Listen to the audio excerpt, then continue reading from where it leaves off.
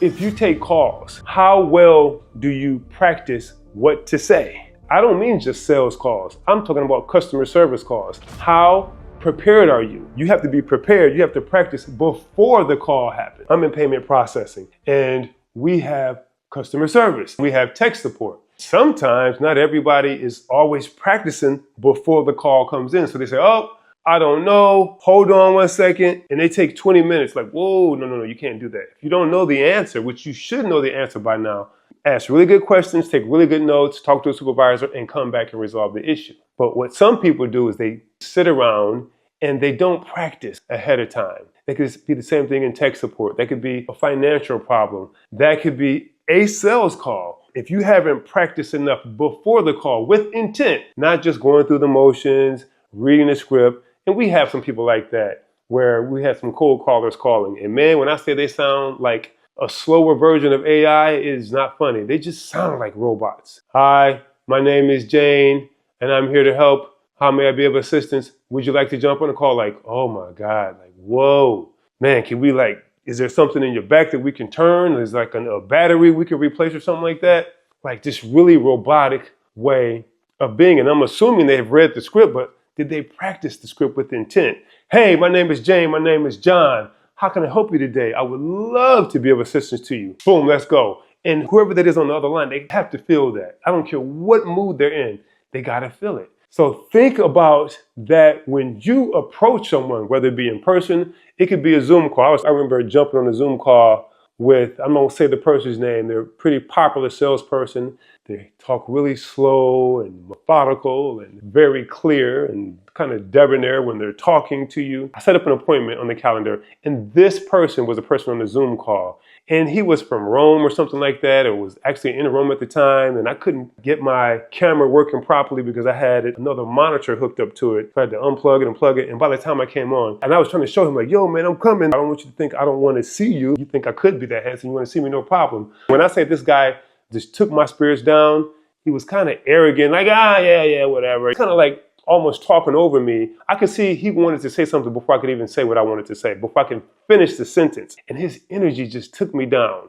And what else is crazy is that they offered a bonus product with their salesperson, like a bonus video with their salesperson. Because I did buy something before that call. I don't know how this was their number one salesperson. This was like the sales leader. When I say this guy was boring as all hell, oh my God. I'm talking about super boring. I was like, wait a minute, this can't be the guy. This cannot be the salesperson that emits zero energy. This must be the finance person. This must be the accountant. This must be the person that only uses a calculator. This can't be the person who deals with other humans like me. So think about that. Practice with intent. I'm reading a book. It's called Peak: Secrets from the New Science of Expertise by Anders Ericsson and Robert Poole. In that book, he talks about the elite people and how they practice, but they practice with intent. He says there's tons of people who practice. Like some people shoot 100 free throws or whatever, 500 free throws. And then some people shoot 500 free throws. Like this is 99.99. My free throw with no time left on the clock puts us up 1. Or some people, they're working on their jab step and the game is 100. This extra point wins the game. And they practice like that. Somebody said that Michael Jordan, the way he practiced at such an intense level, he said sometimes they'll come in like, man, I'm tired. Man, I had a good game. I had a good practice before the game, a good practice after the game. I'm tired now. They say Michael Jordan was on, even during practice, which is probably why he played at the level he played during the game. And so that brings me to how I operate before my business. So I'm in payment processing and I have to communicate with people all the time. Sure, there's some AI. Sure, I can use AI, but I still have to emit that energy once I do come in contact with someone. If I do write an email, it's already just an email and people kind of read into what they read. You text somebody and you put caps, they're like, oh, you cursed at me. I didn't curse at you. I just had all caps on. I'm sorry. But they read into it. So you have to put an emoji, smile, what's up, or what do you want? If you just say, what do you want? All caps. Oh man, we're fighting, via text now. And so you have to add an electronic emotion to it. Emoji, right? I don't even know what emoji means, but an electronic emotion to it.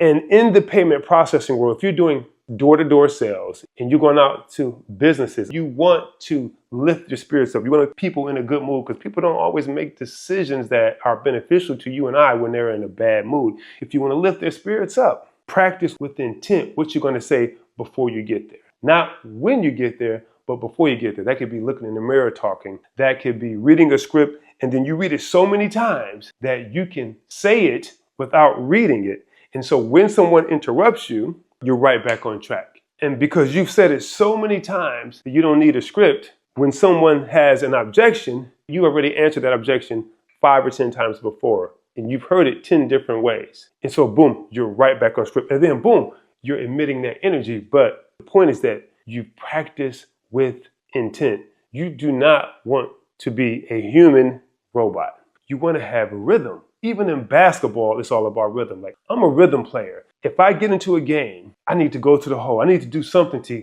get the cobwebs out. I can't just be a guy just shooting from way out, just only rebounding. Like, I got to get the blood flowing. And then after that, I'm kind of ready for whatever. I have most of my best games when I'm playing with rhythm. I'm passing, I'm shooting, I'm setting screens, I'm getting rebounds, I'm blocking shots. That's rhythm. Even in dancing. Oh my God, who loves to dance? I do. And no knock against hip hop whatsoever. I really didn't like going to clubs that only play hip hop. Everybody's dancing by themselves. I'm like, I could just stay at home for that. Women are dancing by themselves. Guys are dancing by themselves. I kind of like the opposite sex. I like to, mingle a little bit. This is why I love salsa dancing. And the further back you go to its roots, let's say you go to Africa and you see all the movement that they do, and it's like a communication. And the great thing about salsa is it's not even about just one person. It's never about the man shining and looking good. It's all about making her look good. And here's the thing, you have to know how to move with her. You have to know how to lead her. Salsa dancing is you put your hand out and she follows it. But you do things to make her look good. And in turn, it makes you look good. So when you're communicating with potential clients, what kind of dance are you having? Are you giving them a moment to express themselves, which is when you're doing salsa dancing, you have like a 1 or 2 second period, sometimes 3 second period where you can shine. You can make her look good. You can have her slide or glide across the floor where she shines and she shows her curvature or the movement of her body. And trust me, when I say they love it, she would be smiling from ear to ear and she will want to continually dance with you, not because of how good you are, but because of how good you make her look and feel. So when you're talking with your potential clients, what kind of dance? Is it all about you just talking? Or have you practiced well enough so that if they say this, you can do that? Or while you're dancing with her,